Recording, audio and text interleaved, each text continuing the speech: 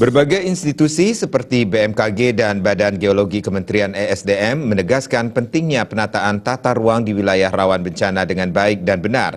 Hal ini ditengarai akan meminimalisir risiko jatuhnya banyak korban ketika bencana terjadi. Selain itu, minimnya sistem peringatan dini di daerah rawan bencana serta masih kurangnya edukasi terkait mitigasi bencana kepada masyarakat juga membuat jumlah korban jiwa dan kerusakan fisik masih besar. Oleh karena itu, peran pemerintah daerah dalam mengedukasi masyarakat terkait mitigasi bencana perlu ditingkatkan.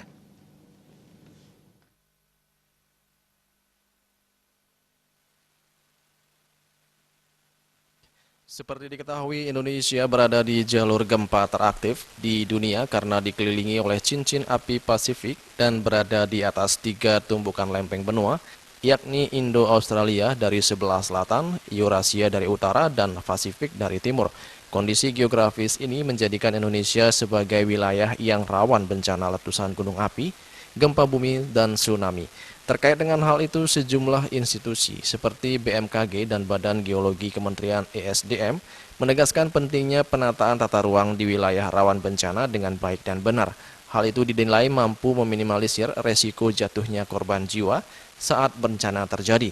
Deputi Geofisika BMKG Muhammad Sadli dalam sebuah diskusi dengan tema mitigasi masih menjadi PR di kawasan Jakarta Timur mengatakan sesuai amanat undang-undang seharusnya ada batas wilayah aman yang tidak boleh dibangun pemukiman masyarakat demi alasan keamanan.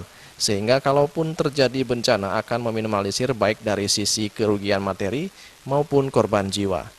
Menurutnya, pemerintah daerah yang wilayahnya rawan bencana harus lebih menggalakkan lagi berbagai edukasi dan sosialisasi kepada masyarakat tentang mitigasi bencana atau bahkan menambah anggaran untuk membuat sistem peringatan dini bencana sehingga masyarakat pun bisa menjadi lebih peduli dan siap siaga jika terjadi bencana.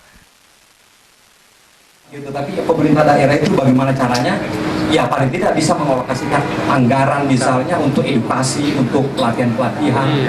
Kalaupun kami di BMKG sering ada pelatihan, tapi itu pun tidak optimal karena keterbatasan anggaran juga. Tapi kita lakukan, dan yang paling penting bagi kami pemerintah daerah itu memang harus terdepan dalam rangka melakukan drill atau edukasi sehingga pemahaman masyarakat itu sudah bisa lebih baik dalam menghadapi bencana. Hal senada juga dikemukakan Kepala Badan Geologi Kementerian ESDM, Rudi Suhendar. Menurutnya, 4,5 juta masyarakat Indonesia terancam berada di daerah rawan letusan gunung api. Di Indonesia sendiri terdapat 127 gunung api yang aktif. Namun yang diawasi oleh pos pengamatan gunung api selama 24 jam hanya 69 gunung api saja. Hal itu dikarenakan tingkat risiko dari masing-masing gunung api yang berbeda-beda. Rudi Suhendar mengklaim sejauh ini pihaknya telah melakukan peta kawasan rawan bencana gunung api, gempa bumi, tsunami, dan gerakan tanah. Dan hal tersebut sudah disampaikan kepada Pemda dan otoritas yang menggunakannya.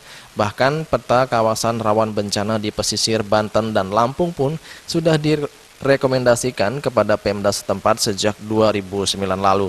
Namun implementasi Pemda setempat untuk membuat tata ruang yang kuat berbasis kebencanaan dan membuat mitigasi diakuinya masih sangat rendah. Bencana menjadi satu pertimbangan pokok dalam suatu penata ruang.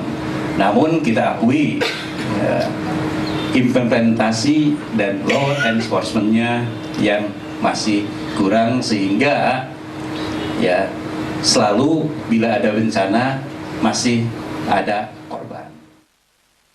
Sementara itu, sebagai langkah antisipasi dan meningkatkan kewaspadaan masyarakat akan bahaya tsunami, pihak BMKG sedang melakukan koordinasi dengan berbagai pihak seperti Jepang dalam membuat alat yang bisa mendeteksi tsunami yang disebabkan oleh aktivitas gunung api. Dari Jakarta, Juli Suwarte dan Ketut Sumadiansyah melaporkan.